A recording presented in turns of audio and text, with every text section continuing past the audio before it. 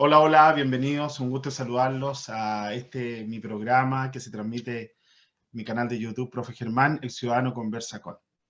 Desde el año pasado estamos realizando una serie de entrevistas con personas del ámbito académico, laboral, en temas muy específicos y desde luego en esta semana o en este mes, mayo, lo que venga de junio del 2022, nos vamos a estar preocupando de obtener visiones, diversas visiones respecto del proceso que estamos viviendo como país respecto a que la Convención Constitucional ya tiene un borrador para presentarle al país y desde esa condición todos los ciudadanos, casi 15 millones de ciudadanos de nuestro país deben votar por la opción apruebo o rechazo para seguir con el protocolo establecido. Y en esta ocasión tenemos obviamente una gran invitada para analizar temas propios de esta propuesta de borrador. Ella es periodista, abogada, magíster en política educativa, con una trayectoria académica y laboral de más de 18 años. Así que vamos a saludar muy cordialmente a Andrea Cabrioler. Andrea, gusto de saludarte. Hola Germán, ¿cómo estás? Gusto saludarte igual. Bueno, la verdad muy contento de tenerte acá y de abrir un espacio democrático de discusión de ideas justamente para que dentro de los deberes ciudadanos las personas se informen respecto a un proceso tan importante para el futuro del país. En ese contexto, Andrea, antes de entrar a hablar de los aspectos más centrales de la propuesta del borrador, porque obviamente son muchos los artículos, me gustaría saber cuál es tu opinión general respecto a la situación que está viviendo el país en estos años en donde se han generado ciertos cambios políticos importantes. Ya, perfecto. Bueno, como es sabido por todo y sabido mundialmente, Chile ha vivido procesos de cambio en los últimos años. A partir de finales de 2019, en octubre, comienzan a suceder una serie de eventos. Primero, particularmente estudiantes manifestándose en el metro, ¿verdad? Evadir, no pagar, otra forma de luchar, tenían como consigna, y empiezan una serie de manifestaciones. Estas manifestaciones van creciendo, hasta que, como sabemos, el 19 de octubre hay un gran estallido o revuelta social en el cual pasan una serie de incidentes, desde incendios a otro tipo de cosas, las personas salen a manifestarse, se realiza una gran marcha, según cifra y según análisis, ha sido la marcha más grande que ha existido en Chile. Se estima que alrededor de 2 millones de personas salieron a marchar, y eso solamente en la ciudad de Santiago, sin contar en paralelo marchas en distintas regiones. Y todo esto daba cuenta de un malestar social que se venía incubando hace muchos años, producto de un sistema neoliberal, un sistema político que comienza a instalarse fuertemente en la dictadura, que va terminando con derechos sociales, que va también desagregando el tejido social. Y entonces genera una serie de quiebres en distintos sentidos, además de la privatización de todos los ámbitos de la vida. Y entonces, este octubre, por distintas cosas que fueron pasando también en esa primera parte del gobierno de Sebastián Piñera, se da cuenta de este malestar social, pero en una forma como eh, bastante impactante, ¿no? Que salió al mundo y que desde ahí en más comienzan a haber una serie de protestas y incidentes permanentes durante muchos meses. Y a finales del año se produce cierto encuentro de algunos sectores políticos en los cuales se plantea la idea en el Congreso Nacional de tratar de darle un camino pacífico a esto, una salida pacífica y generar una nueva constitución, ¿verdad? Y meses después de esto, igual el estallido sin duda se mantiene la situación de cierta incertidumbre y de molestia social expresada en las calles permanentemente, hasta que luego viene la pandemia, que ya comienza en marzo del 2020 en Chile, y que eso hace por razones sanitarias, que produce un gran confinamiento y por tanto hace que las personas en realidad tienen gran parte que mantenerse en sus hogares, y entonces evidentemente esto va aplacando la protesta social, porque en algunos minutos incluso prácticamente no se podía salir a la calle, y ya tenía una serie de restricciones, solo se podía salir a comprar, como ha pasado en muchos lugares del mundo producto del COVID.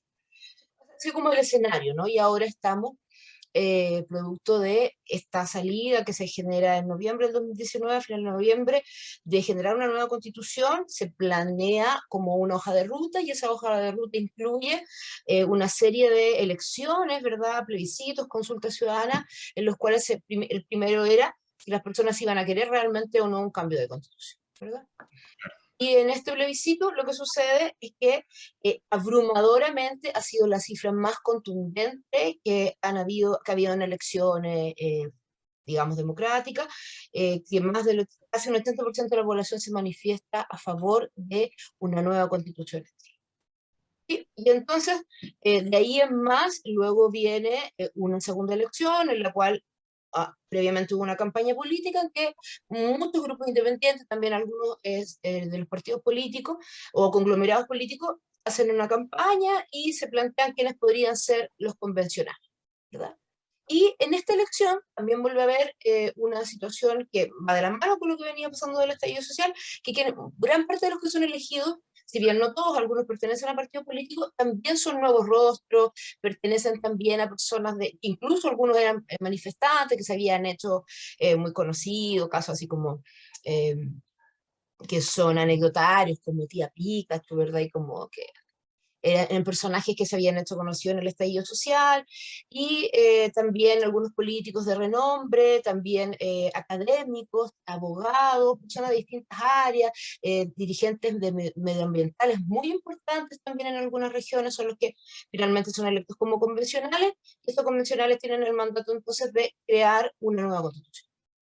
Y ese borrador se entregó hace poquito, el borrador de la nueva constitución, y sabemos que el plebiscito de salida, al apruebo o rechazo a la constitución, va a ser en septiembre, y en este momento lo que se está haciendo es, en base a distintas comisiones, la parte de armonización, de normas transitorias, justamente para darle lo que siempre debe tener una norma jurídica, que es un todo continuo, una armonía entre toda la normativa, y que tiene que ser toda coherente en sí misma, y por tanto lo más probable es que se reduzcan bastante los artículos, son en el minuto 499, pero se estima que es probable que se fusionen varios artículos, que se organicen, reordenen también, en función de que hay algunas ideas repetidas.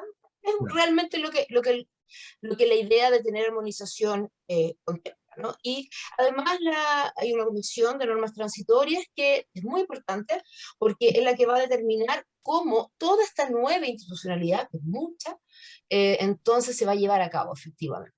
En qué plazo, de qué manera, y qué es lo que siempre pasa. En la Constitución del 80 también había muchísimas normas transitorias, eh, algunas no tan felices en contextos de derechos humanos, pero el punto es que siempre pasa que hay normas transitorias porque como hay una nueva normativa que es muy relevante, por lo tanto tiene que establecerse cómo eso se va a ir llevando a cabo y también en qué tiempos, ¿no?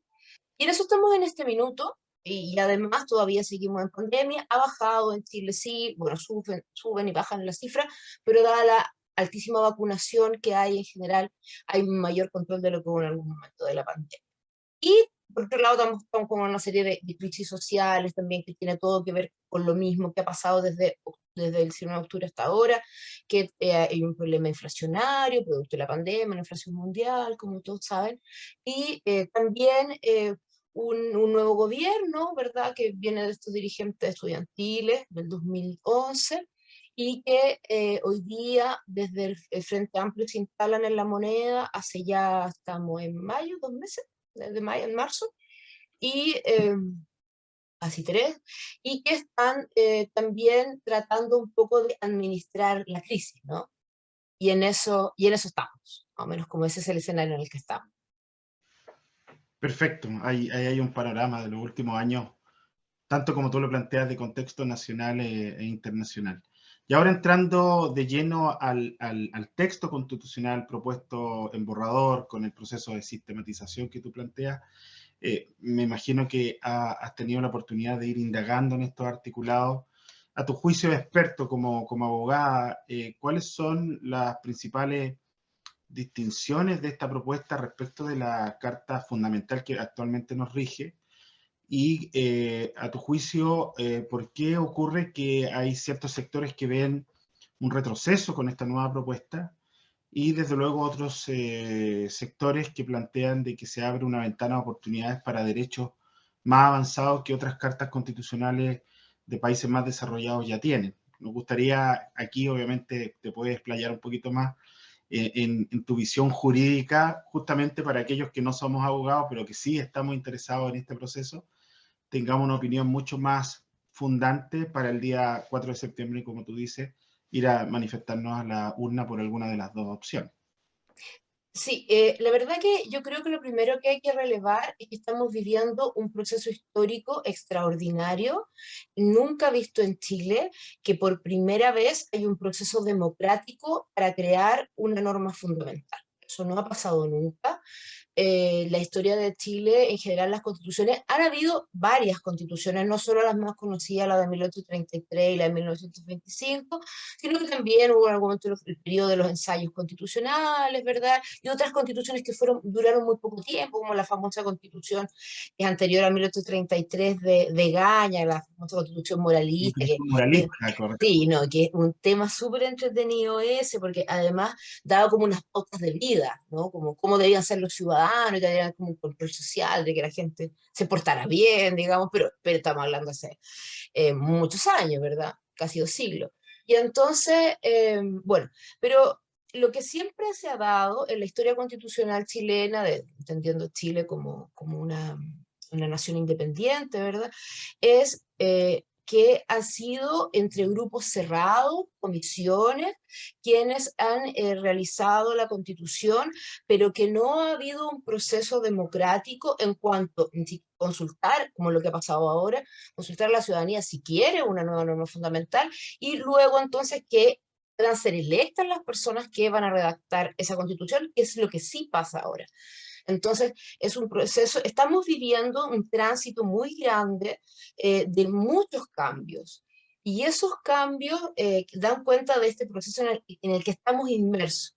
Y lo que en general se estudia en la psicología social, en la misma sociología, tú eres sociólogo, es que las personas cuando viven los procesos no tienen la distancia suficiente para poder efectivamente mirarlo con cierta perspectiva, ¿no? Y entonces, al estar inmerso en esos procesos, como hay una situación evidentemente de cambio y también de crisis, como el contexto que hablábamos hace un rato, entonces, evidentemente, las personas le tienen bastante temor a los cambios, una cosa bastante estudiada desde la perspectiva de los paradigmas, ¿verdad? Desde la teoría de los paradigmas, cuando hay cambios, las personas en todos los ámbitos suelen tener cierto resquemor frente a los cambios. Como la primera actitud es, no, ¿para qué vamos a cambiar? Aunque estemos mal, quedémonos como estamos, digo. Claro. Eh, pero por eso también es tan importante que ahora en estos meses que quedan se vaya informando a la ciudadanía en forma clara, efectiva, transparente, de cuáles son los aspectos más importantes de la Constitución, y entonces también la ciudadanía se vaya empapando de este proceso y de la relevancia que tiene esta normativa. Entonces, yo creo que respecto a tu segunda pregunta de por qué genera esto cierto rechazo, creo que es una cosa cultural, no particularmente de Chile, creo que esto sucede en todas partes, por lo menos en el occidente suele pasar, que cuando hay cambios políticos importantes, en este caso cambio político, social y todo lo que esto tiene detrás, genera cierto resquemor en las personas, el sentir que como en buen chileno se les mueve el piso. Ujú. Eh, pero lo que no significa que sean malos los cambios. Lo que pasa es que es un escenario distinto al cual hay que acercarse, que conocer, que entender, que valorar también, entendiendo, como planteaba antes, que esto es una salida democrática a una situación de crisis social muy profunda, muy, muy profunda. Entonces, por lo tanto, esa es la búsqueda de esto, ¿no? Y creo que por eso es que genera cierta distancia en algunas personas. Evidentemente hay otras que tienen una raigambre ideológica, sin duda, ¿no? O sea, hay Claro. personas que son de cierta mirada política, que son finalmente de derecha, o lo que se puede encasillar dentro de esa mirada, ¿verdad? Dogmática, y que por lo tanto, en general, ellos sin duda que también estaban a favor de Pinochet y por tanto también evidentemente de la norma que fue creada en 1980 que es la Constitución, ¿verdad? Esta tan famosa y vapuleada Constitución de 1980. Entonces, la verdad es que sin duda que hay personas que dada su raigambre En cuanto a su pensamiento político, sin duda que hay personas que no, esas personas no van a cambiar de visión, digamos, son las personas que están en esa línea, ¿verdad? Y que paradójicamente un poco, algunos de los que son convencionales, justamente fueron los que se ponían a una nueva constitución, ¿no? Ahí se da una cosa bien curiosa. Y bueno, entonces creo que tiene que ver con eso, pero tiene que ver, y eso lo que nos habla es de que es muy importante acercar esta información a las personas, justamente para que, porque las personas suelen tenerle mucho miedo a lo desconocido. Entonces, evidentemente, mientras más lejana sea la información, obviamente que más incertidumbre. Creo que eso desde la perspectiva más bien cultural, sociológica, de salud, o como te decía, desde la psicología social. Ahora, ¿qué cambios tiene esta constitución? Muchísimos, muchísimos. O sea, es otra forma de enfrentar una nueva sociedad, pensando también es que estamos en el 2022, estamos en otro siglo, en otro milenio, comparándolo, ¿no? Cuando en 1980 y en dictadura se hace esta constitución por la Comisión Artus. Entonces, la verdad es que es sumamente distinto, es muy, muy difícil tratar de comparar realmente, porque la Constitución de hecho del 80, además que es mucho más breve, pero está bajo una lógica muy distinta, política, social, en un Chile de otro siglo, además. Entonces, la verdad es que los cambios son muchísimos. ¿Qué podemos relevar dentro de esos cambios? Hay muchos aspectos, pero creo que algunos de ellos son el tema de los derechos sociales, ¿verdad? Y cómo se plasman ciertos derechos sociales de gran importancia. Por nombrar algunos, el derecho a la vivienda, que en la Constitución del 80 no existe. En la Constitución del 80 no se nombra nunca, ni de ninguna forma, en ningún sentido, el derecho a la vivienda. En esta Constitución aparece el derecho a una vivienda digna, que para quienes no puedan adquirirla debiese ser proporcionada por el Estado, pero una vivienda en buenas condiciones que ayude al desarrollo de la persona humana, ¿verdad? Y también a la recomposición del tejido social. Entonces, esta constitución tiene un montón de declaraciones de principios bien importantes en cuanto a tratar de tener una sociedad más equitativa y más justa. Y el derecho a la vivienda puede ser un gran ejemplo de algo que en la Constitución del 80 no sale señalado de ninguna forma. Hay muchos otros derechos.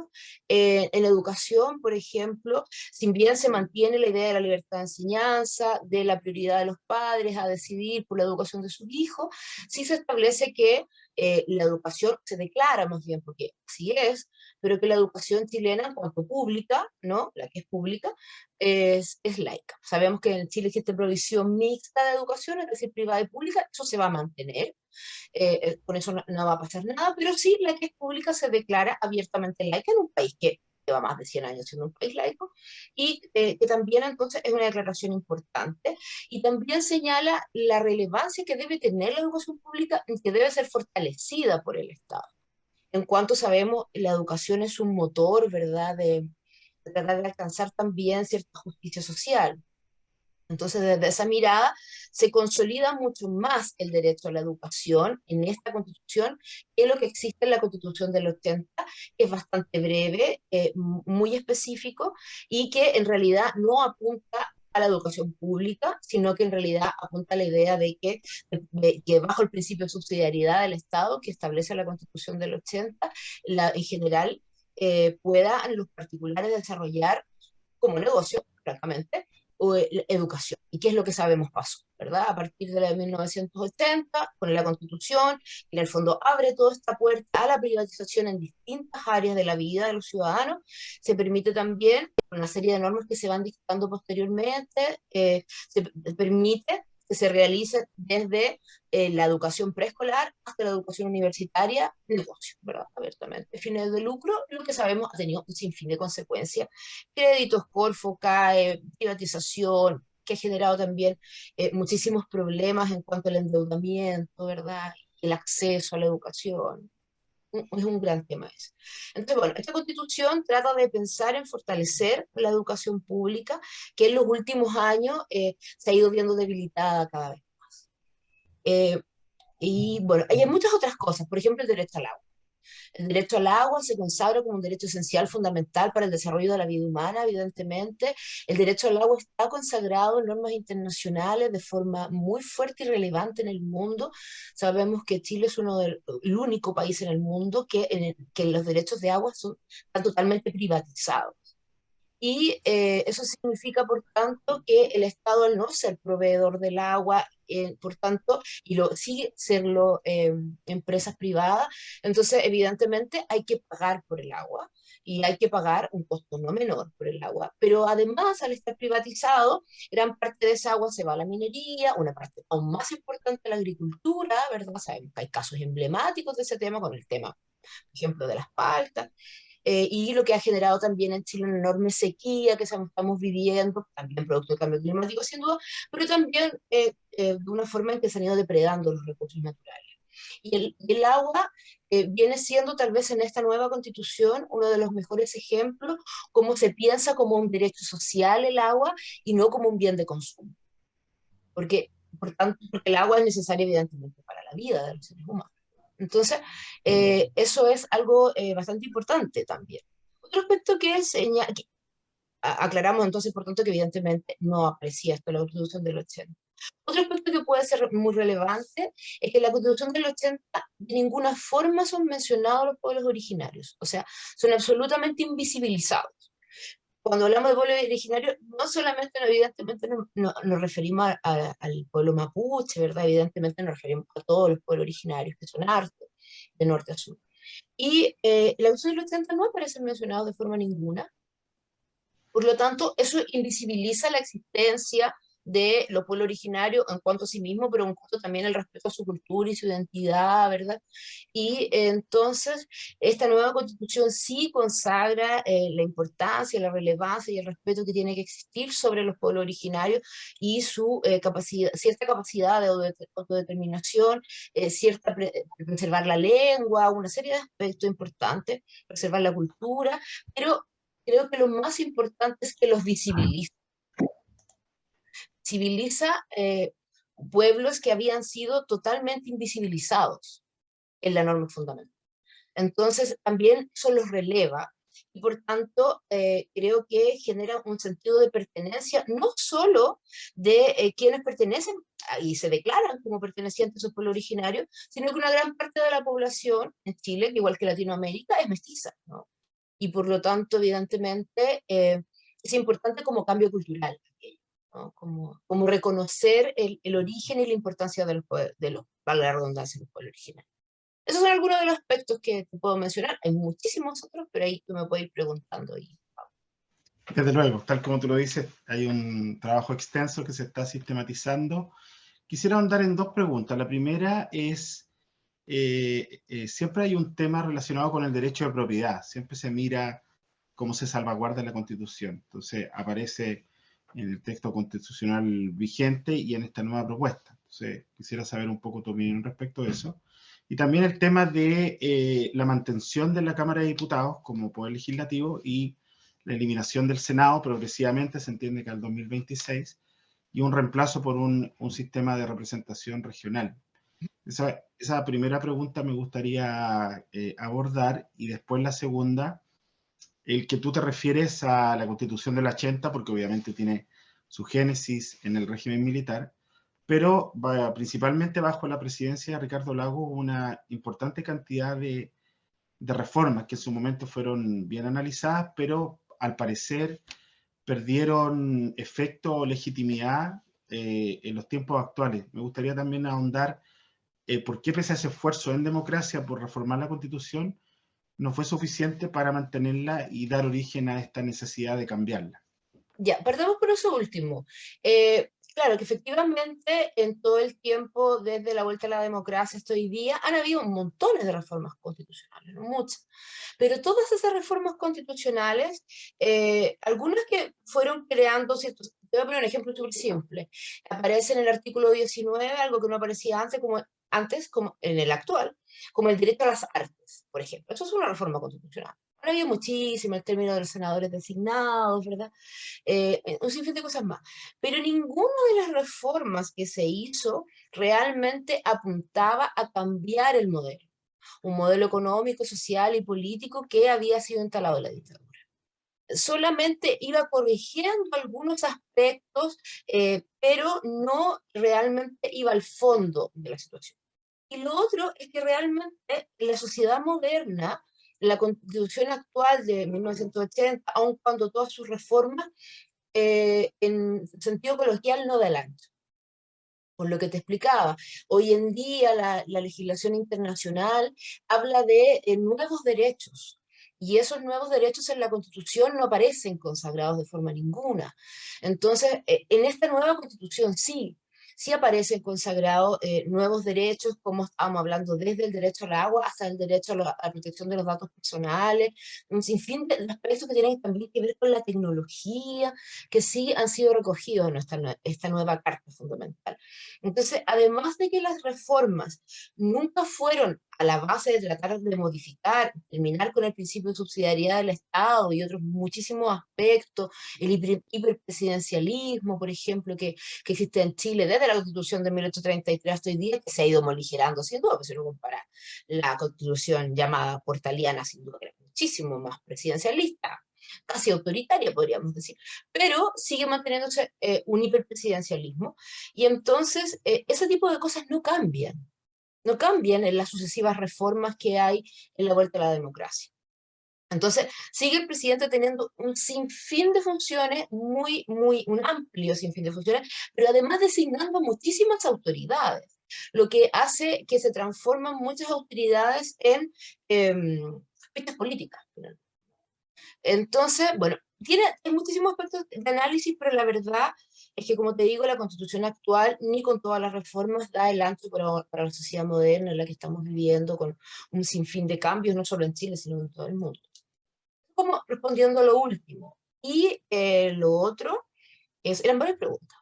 ¿Por cuál seguimos? Sí, la última tenía que ver con otros cambios que se instalan en esta nueva propuesta, que es la eliminación del Senado. Ah, perfecto. Se reemplazan con representantes regionales, ¿cierto? Y se establece una serie de elementos como el Estado plurinacional, Claro.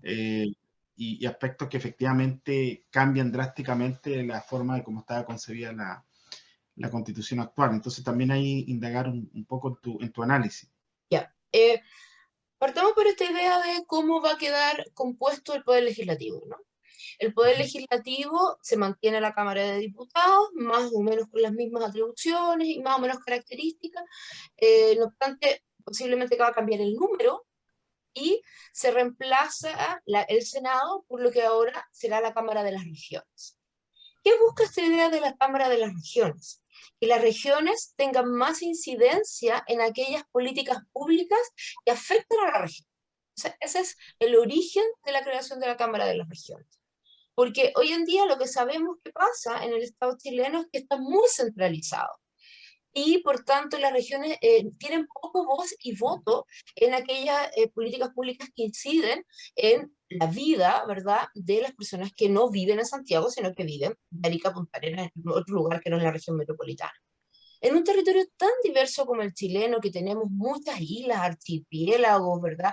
Tenemos además mucha diferencia entre la zona norte con la zona sur, ¿verdad? Y el sur austral, es decir, que sabemos, en el norte tenemos el desierto, ¿verdad? Y en el sur tenemos un clima y una lógica de vida totalmente distinta, producto de más frío que hace en el sur, pero también producto de otra vegetación, o sea, es totalmente distinto. Y ni quiero decir el Chile austral, ¿verdad? Y también el Chile insular, y también la isla de Pascua, y etc. Y podríamos encontrar muchísimos ejemplos. ¿Y qué suele pasar en las zonas más apartadas, mientras más apartado de Santiago?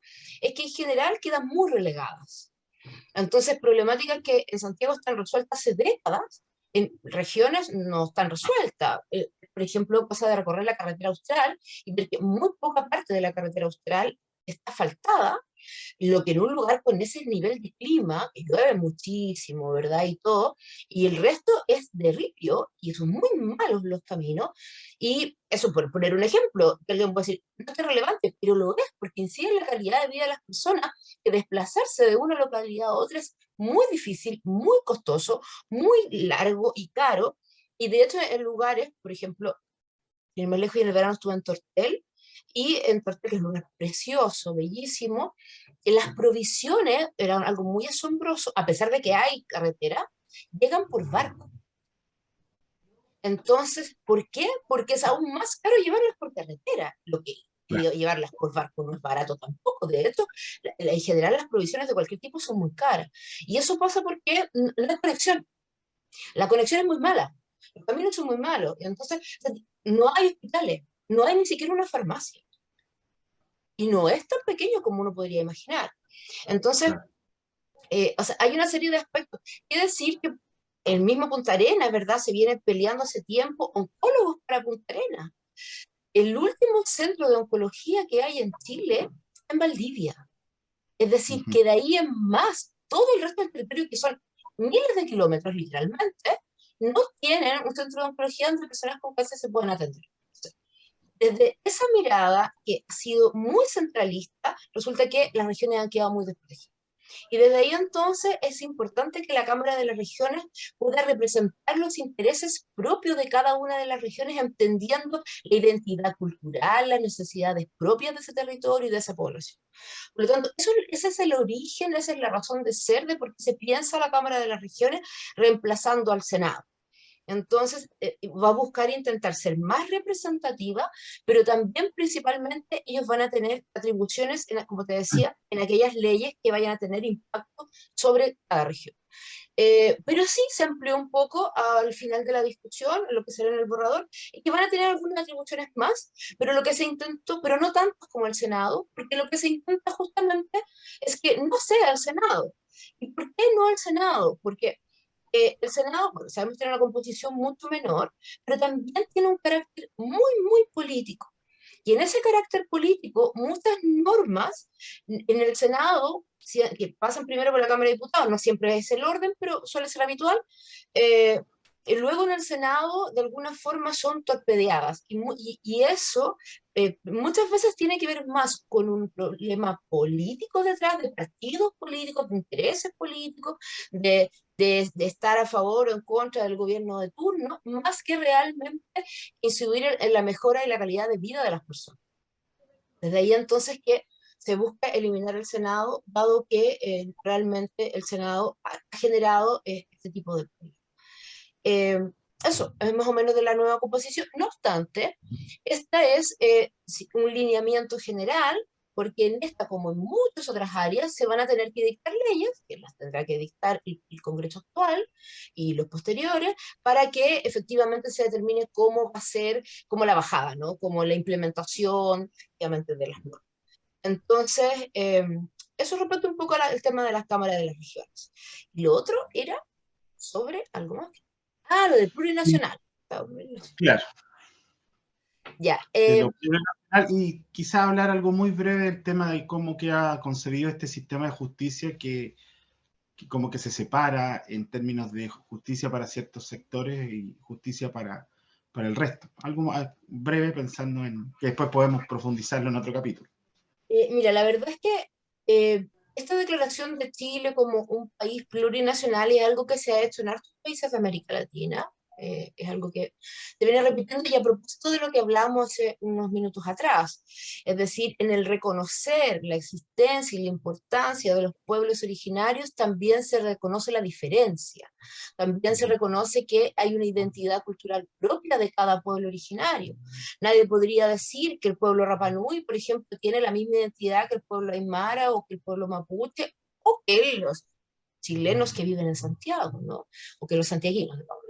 Por tanto, entonces, desde ahí, esto de la plurinacionalidad lo que busca poner en evidencia es que en Chile hay un pool de naciones, que no hay una única nación, sino que realmente hay una serie de naciones, entendiendo que las naciones son distintos pueblos, ¿no? Con identidad propia. Y entonces, de esa perspectiva, reconocer la identidad propia de distintos pueblos en cuanto a su propia lengua, su cultura, sus tradiciones y todo aquello. Desde ahí, eso se ha hecho en otros países de América Latina, también en otros países del mundo, pero en América Latina, dada la conformación propia de las sociedades, toma mucha importancia, ¿no? El reconocimiento, este reconocimiento a la plurinacionalidad. Desde ahí, entonces, que se adopta esta idea. Y lo otro que me preguntabas es respecto a la conformación del Poder Judicial. Sí, hay bastantes cambios. Sin duda, bueno, se mantiene la Corte Suprema, eso ya es sabido, ¿verdad? Pero hay una serie de cambios. Y una cosa que es importante, porque una cosa es lo que aparece en los medios de comunicación, y otra cosa es que también hay otros aspectos relevantes. Por ejemplo, esta Constitución integra el principio de paridad. Ese principio de Ujú. paridad tiene que aplicarse en todos los órganos del Estado. Y eso va a significar entonces que es una paridad de entrada, como es ahora justamente en la Asamblea Constitucional, ¿verdad? La Convención Constitucional.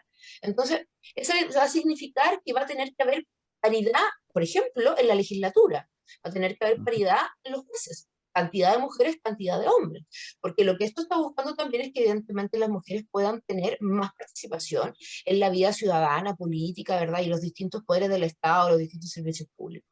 Entonces, eso es algo bien importante que se le va a exigir, por tanto, entonces al Poder Judicial y a otros estamentos que haya paridad. Creo que es un aspecto importante de relevar. Ahora, ¿qué pasa con esto que ha sido súper discutido, que sin duda que levanta bastante controversia? Esta idea de que si la justicia va a ser la misma para todos los chilenos o si los pueblos originarios, es un poco, no sé, la mitología que se está tratando de instalar desde algunas miradas, que realmente va a haber como que los pueblos desde su autodeterminación, eso es un poco lo que se intenta instalar, van a poder tener justicia propia, ¿no? Pero eso no es real, no es real. De hecho, los constitucionalistas, primero que esto va a tener que regularse mediante una ley, igual que Claro. los otros temas. Pero lo que los constitucionalistas, muy expertos en estas áreas, que han sido asesores de distintos gobiernos, están planteando, es que esto no debiese llegar a la justicia penal. Es decir, esta capacidad de tener cierta autonomía no debiese llegar al área penal, por tanto, a los delitos, sino que mantenerse en el área civil o comercial, Entiendo. entendiendo que no todos los pueblos tienen la misma lógica, ¿verdad?, de intercambio, qué sé yo. Desde esa es más bien la mirada. Creo que lo otro es poner un acento en algo que realmente no va a pasar. O sea, en Chile no van a haber personas que, dependiendo de su origen o su etnia, entonces vayan a tener una justicia distinta. Digamos. Ahora sí, bien, desde no de ahora, décadas atrás, sí a veces pasa en algunos juicios penales, por ejemplo, en que se considera la identidad o las características propias que puede haber tenido ciertas personas en la comisión de ciertos delitos, lo que no significa de ninguna manera que entonces sea como absuelto o perdonado o morigerado eso, entendiendo que su responsabilidad penal sea otra, pero sí se Claro. toman en consideración ciertas características culturales, ¿no? Es aquello. Eh, Eso sería más o menos como termino. Perfecto. Andrea, finalmente, para terminar esta entrevista, me gustaría que pudieras dirigirte a la audiencia que va a ver esta entrevista y a los ciudadanos de este país un llamado a este proceso, qué tan importante es y por qué es tan importante tener una información que permita ejercer ese derecho de buena forma. Ya, nos vamos a dirigir a tu audiencia, a la audiencia de Profe Germán. Sí, es súper importante que las personas participen, que se informen.